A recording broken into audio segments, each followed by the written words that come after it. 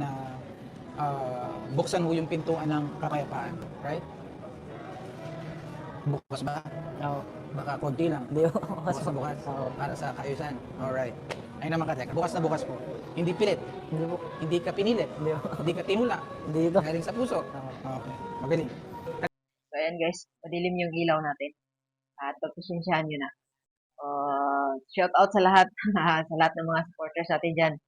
Shout out sa inyong lahat. At, ayan, sa mga nakapanood sa live ni Tech Jun kanina, after ng first hearing nila sa attorney. At masaya ako dahil nakasama nila si Dave na sa matagal na inaasam ni Tatay Tikram na makausap si Dave sa personal.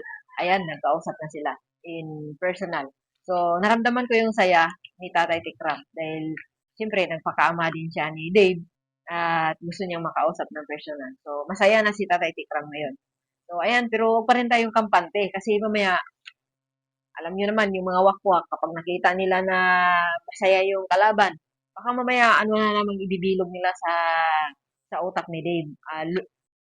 At ikutin na naman nila ang tornilyo sa utak ni Dave. So, huwag tayong maging kampante. Pero, ayan, suportahan natin kung anong gusto ni Tatay Tikram. Gusto ni Tatay Tikram ng katahimikan na huwag na gagawa ng mga isyo. So, kung ano yung gusto ni Tatay Tikram, sundin na lang natin para maging tahimik na. At sana kayo din mga wakwak, ganun din kayo. So, ito yung reaction natin ngayon ay ito yung pag-uusap ni Dave at ni Tikjun. So, bigyan lang natin ng konting reaction dahil ito ay mapagkuhanan din natin ng aral.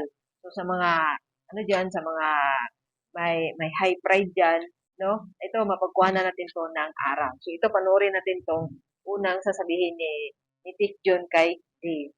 There's no other way to be free unless we face our mistake. The more na itinatago ng tao yung kanyang pagkakamali, the more na nawawala yung kapayapaan sa loob mo. So, ayan, malinaw ang sinabi ni Tikjun na huwag tayong magtago ng pagkakamali. Dapat, kung meron tayong pagkakamali, aminin na natin. Di ba? Ano? Ayan, sa mga wakwak, aminin nyo na kasi yung mga pagkakamali, huwag ninyong itago dahil para maging masaya kayo. Dahil hindi nyo matatamasan yung saya kapag hindi kayo magpatawad, hindi kayo marunong tumanggap ng pagkakamali, hindi nyo mamatay. Hanggat mamatay na lang kayo, malungkot pa rin yung puso nyo. Yung mga mukha nyo masaya. Pero sa kaloob-looban nyo ay hindi kayo masaya. Hindi kayo mapayapa dahil meron kayong mga kasalanan, pagkakamali na hindi kayo humingi ng kapatawaran. O di ba? Yan, malinaw yan sinasabi ni Tigjon. So, i-apply din natin to sa mga sarili natin, sa family natin, sa mga partner natin. Kung mayroong pagkatampuhan, kailangan pag-usapan, i-confront kung ano ba dapat gagawin, ano bang pagkakamali ko. Kasi ang kasiyahan ng puso natin, guys, ay ang pagtanggap ng katotohanan pagkakamali. Di ba? Huwag mo na bilugin yung utak ni Dave para hindi na magkakagulo-gulo pa.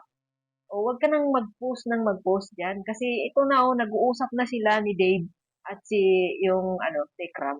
So kayo wag na ayan pakiusap na para maging tahimik, idaan natin sa parang professional na pamaraan ba na ikaw kasi Stephen, post ka naman kasi ng post dyan eh. Kaya kayo lang kasi nagpapagulo eh. Hindi kayo aamin ng pagkakamali nyo. Kaya wala kayong sa ano pa yan, hindi kayo mahal ng tatay nyo. Dahil nandyan yung puot at galit ng mga puso nyo. At yun, doon ninyo tinatapon sa Facebook. Ay, galit na si Facebook. Dami na niyang, daming mga galit ni Stephen na tinapon doon sa Facebook. Di ba? So, ito pang pakiusap ni Tekjun. Makinig kayo, mga wakwak. Okay, if I'll ask you, mas payapa ba ang kalooban mo ngayon kumpara ng mga nakaraang buwan? Yes or no? Yes po. Di ba? Basta ka, Tekram, wala lang pong wakwak po na makisawsaw. Mabilis pong maayos to. Ayan. Makinig kayo. Huwag na kayong makisawsaw para matapos agad itong itong problema na to. Kasi sobrang abala na kayo eh. Kasi ang dami nang gagawin ng mga taong yan, ang daming ginagawa niyan. Oh, ang daming ginagawa yan nila. Mayroon pa lang yan silang mga misyon sa buhay. Misyon para makatulong sa iba. Hanapin yung mga taong nangangailangan. Tapos kayo dyan, sasaw-saw-saw lang kayo dyan. Gagawa lang kayo ng issue. wag na kayong sumawsaw para matapos na to. Kundi, ibaba niyo yung pride niyo. Di ba? Oh, ano pa? Gusto niyo pang patagalin. Gusto niyo, alam niyo, mga wakwak, ano lang, maliit lang tong mundo na to. Dapat maging, ano lang tayo. Ano ba? Maging masaya. Pero kayo kasi, gusto niyo ng, ano, gusto niyo issue. Gusto niyo, kayo lang naman ang, ano, gumagawa ng issue. Kayo lang talaga. Kayo lang ang puno ng lahat nito. Kayo ang gumawa. Kaya wag na kayong sumausaw dito dahil eto na, nagkakausap na sila. At eto na, nag-umpisa na yung, ano, ongoing na yung pag-uusap ng kaso nyo. Kaya wag na kayong makisawsaw para matapos na. Wag nyo nang bilugin yung utak ng lorde nyo. Alam nyo naman, mabilis lang yan, ano, mabilis lang yan ma-distract yung isip niya. O, kasi dahil andyan pa yan siya sa, ano, stage ng, ano wala pang, ano ba, permanent na pag-iisip. Ay, pabago-bago pa yung isip niyan. Kaya kayo, wag niyo nang ikutin yung tornilyo kasi pag lumuwag yan, iikot na naman yan. Oh, makinig kayo sa sinasabi, wag na kayong makisawsaw, ano muna kayo diyan. Maglibang-libang muna kayo diyan, mag-shopping muna kayo diyan. Oh, di ba? So, ito. Ikaw kasi kanina ka kumakampi.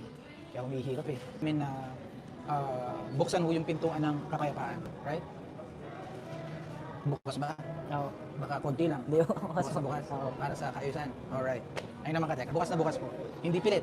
Hindi po. Hindi ka pinilit. Hindi po. Hindi ka tinulak. Hindi ito. Galing sa puso. Okay. Magaling. Oh, yan.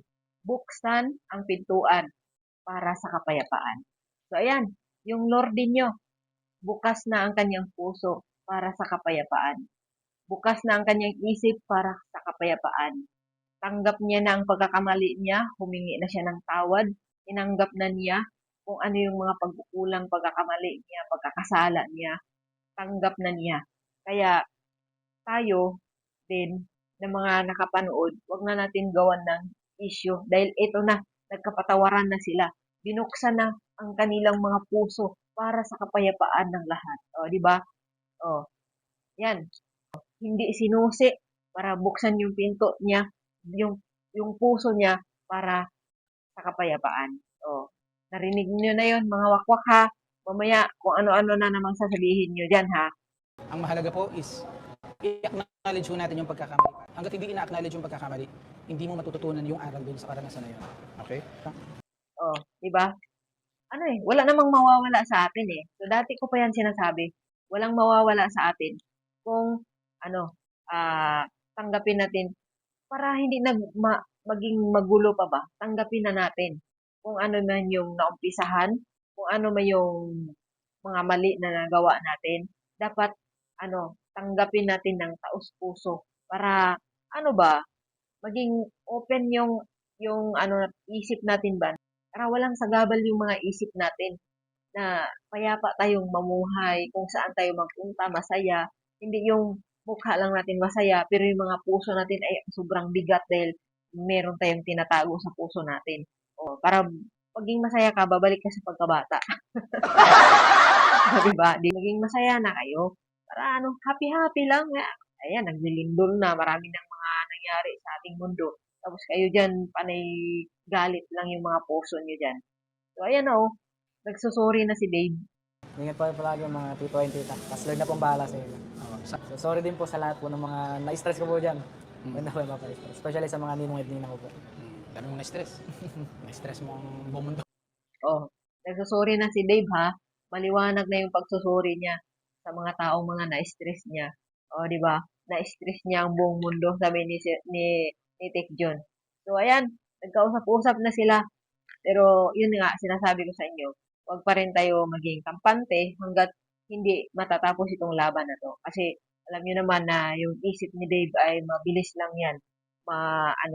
Ma-manipulate ng mga wakwak. Mabilis lang madiktahan. Kasi nga, si Dave ay nasa edad pa siya ng madali pang madiktahan. Wala pa siyang sariling desisyon sa buhay. So, parang parang umaasa siya sa mga diktador. Kaya, yan, para matapos ang lahat, iusap ni Tigjon na wag nang makisawsaw at wag nang gawan kung ano pang issue para matapos na tong problema na to. So, yun lang. Ingat po kayong lahat. God bless.